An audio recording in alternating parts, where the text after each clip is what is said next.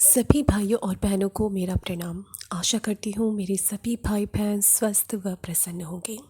चलिए आज हम गुरुदेव की एक अन्य पुस्तक है निराशा को पास न फटकने दें, इसका स्वाध्याय आज स्टार्ट करते हैं।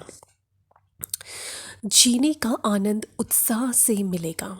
अतुलित वैभव, अनंत धन और अगणित सुविधाओं के होते हुए भी निराश व्यक्ति का जीवन इस संसार में भार तुल्य ही होता है।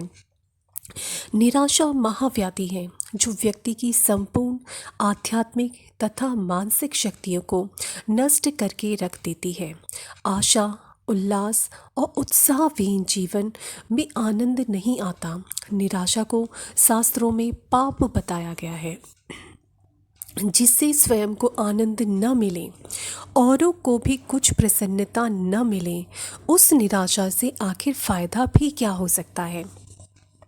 जिन शक्तियों से मनुष्य जीवन के निर्माण कार्य पूरे होते हैं, उत्साह उनमें प्रमुख है। इससे रचनात्मक प्रवृत्तियां जागती हैं और सफलता का मार्ग खुलता है। उत्साह के द्वारा स्वल्प साधन और बिगड़ी हुई परिस्थितियों में भी लोग आत्मोन्नति का मार्ग निकाल लेते हैं।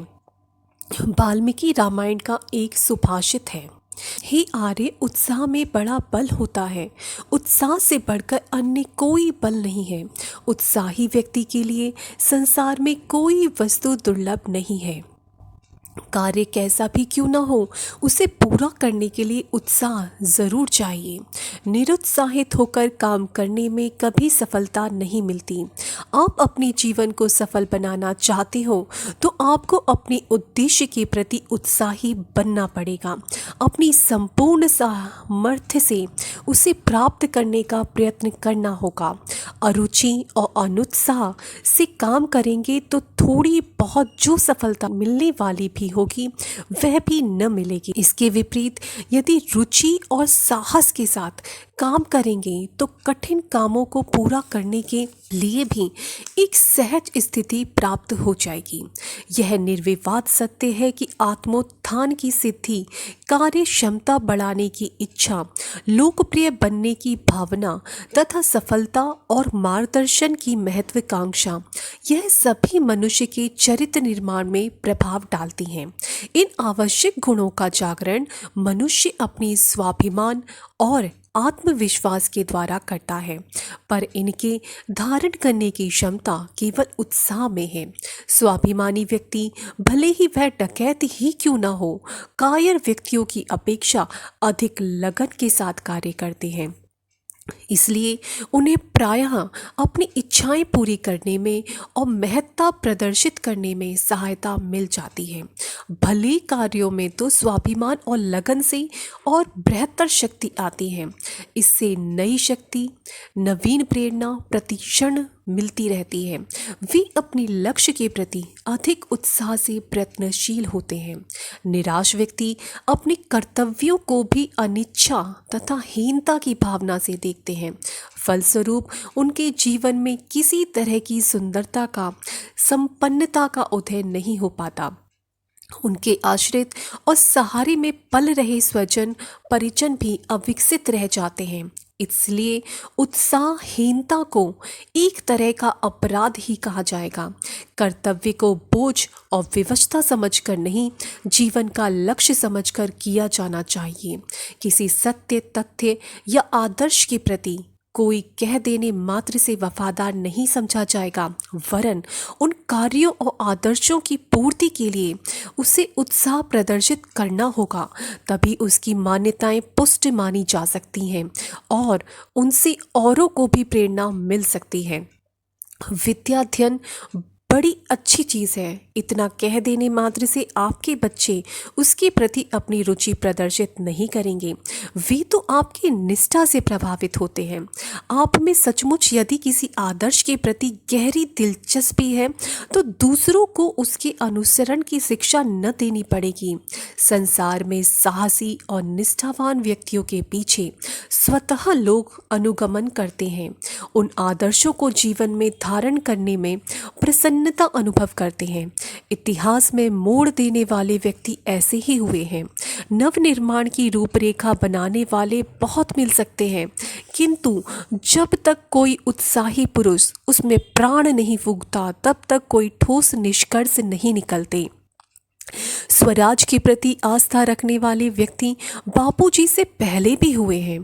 धार्मिक निष्ठा जगतगुरु शंकराचार्य के पूर्व भी थी, पर राजनीतिक जीवन में हलचल उत्पन्न करके स्वराज प्राप्त करने का श्रेय गांधी जी को ही दिया जाता है। उसी तरह आध्यात्मिक आस्थाओं को विशाल भूभाग में पुनर्जीवित करने का महान कार्य जगतगुरु शंकराचार्य ही कर सके थे। कैसी ही दुखदायक और विषम परिस्थिति क्यों न आ जाए, उत्साह सदैव हमारा सहायक सिद्ध होता है।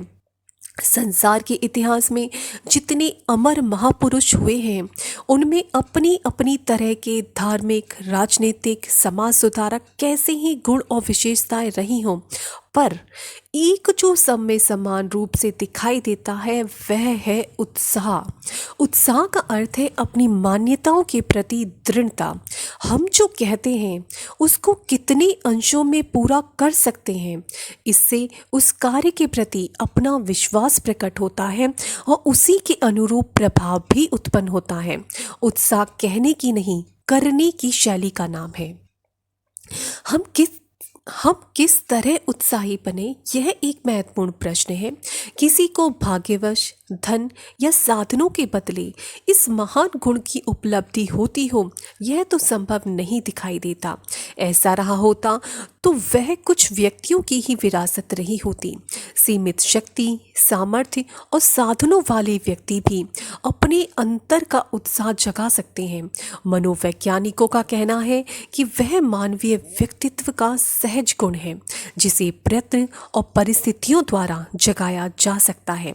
मान लीजिए एक कक्षा के 2 विद्यार्थी परीक्षा में अनुत्तीर्ण हो जाते हैं। यह घटना दोनों के लिए समान है। एक इस घटना से निराश होकर के पढ़ाई छोड़कर घर बैठ जाता है और सामान्य श्रेणी का जीवन जीने लगता है। दूसरे का उत्साह ठंडा नहीं हुआ। उसने परिस्थितियों का मुकाबला किया और दूसरे वर्ष फिर पढ़ाई में लग गया। कठिनाई जरूर आई, पर अंततः उसको सफलता मिल गई और वह अच्छी नौकरी पाने के योग्य हो गया। प्रयत्न और परिस्थितियों ने 2 व्यक्तियों के जीवन में इतना अंतर ला दिया। ऐसी अनेक घटनाएं व्यवहारिक जीवन में रोज ही सामने आती हैं। लोग कहते हैं अमुक व्यक्ति का भाग्य अच्छा था, पर यदि सचमुच देखा जाए, कारणों की गहराई में धंसा जाए, तो यह सिद्ध होगा कि सफल व्यक्ति ने अपना भाग्य अपने उत्साह के बल पर बनाया है। पुरुषार्थ और प्रयत्न से ही भाग्य निर्मित होते हैं। यश, श्री और लक्ष्मी की प्राप्ति होती है। स्वाभाविक कार्य प्रायः सभी पूरे करते हैं, उनमें किसी तरह की रुचि अपेक्षित नहीं होती। पर जब कहीं कोई कठिनाई उत्पन्न हो जाती है, उस समय उस चुनौती को स्वीकार करने के लिए एक अंतः प्रेरणा उठती है। निर्बल प्राण व्यक्ति आत्मा की इस आवाज को ठुकरा देते हैं, जिससे उनका जीवन भी दुखी और असहाय, अनाथों जैसा बना रहता है। पर जिनके हृदय में कठिनाइयों से संघर्ष करने का उत्साह होता है, वे लोग बाजी मार ले जाते हैं और अपने जीवन को सब तरह से सुखी एवं समुन्नत बनाते हैं। निराश व्यक्ति केवल ईर्ष्या द्वेष की भावनाएं ही फैला सकते हैं, किंतु उत्साही पुरुषों को किसी से शिकायत नहीं होती। अपना पथ स्वयं निर्धारित करते हैं और उत्साह बल से उसे पूरा करके दिखा देते हैं। मनुष्य की जिंदगी निराशा के अंधियारे में नष्ट कर डालने की वस्तु नहीं है। जीवन एक साहसपूर्ण अभियान है। उसका वास्तविक आनंद संघर्षों में है। निराशा और कुछ नहीं, मौत है। पर लगन और उत्साह से मौत को भी जीत लिया जाता है। इस जीवन में भी निराश होकर जीना कायरता नहीं तो और क्या है। परमात्मा ने हमें इसलिए नहीं पैदा किया कि हम बग बग पर विवशताओं पर आंसू बहाते फिरें। हमें सिंह पुरुषों की तरह जीना चाहिए, उत्साहपूर्वक जीना चाहिए। इस महामंत्र को यदि अच्छी प्रकार सीख लें तो आपको धन की भीख, साधनों का अभाव, यह कुछ भी परेशान करने वाले नहीं। आपके हृदय में उत्साह का बल होना चाहिए। यह बल आप पा गए तो इस जीवन में आपको सुख ही सुख रहेगा। आप सदैव प्रसन्नता के आत्मविभोर बने रहेंगी। सभी को प्रणाम। आज के लिए इतना ही। और मैं आगे भी मैं सोच रही हूँ, काफ़ी सारी पुस्तकें मैंने स्टार्ट की हैं। मैं चाहती हूँ कि उनके और पार्ट्स बने, ताकि गुरुदेव का जितना साहित्य है हम धीरे धीरे करके कुछ पार्ट कभी किसी से ऐसे करके हम जितना भी साहित्य है गुरुदेव का थोड़ा थोड़ा करके उन्हें सुने और जितना अंश हो सके अपने जीवन में धारण करने की कोशिश करें। पहले तो हमें पता होना चाहिए कि गुरुदेव के किस किस विषय पर क्या क्या विचार थे, उनसे अवगत होना चाहिए हमें। जब हमें विचारों का पता चल जाएगा तो हम फॉलो भी कर लेंगे। अभी तो हमने बहुत ही कम पढ़ा है और इतना कुछ गुरुदेव ने लिखा है कि इतना कुछ सुनने के लिए है, समझने के लिए है और फिर जीवन में उतारने के लिए है कि शायद बहुत साल लग जाए। पर छोटा छोटा प्रयास है, आप और हम दोनों मिलके इसे अवश्य ही पूरा करेंगे, ऐसी मेरी आशा है। सभी भाइयों और बहनों को मेरा प्रणाम।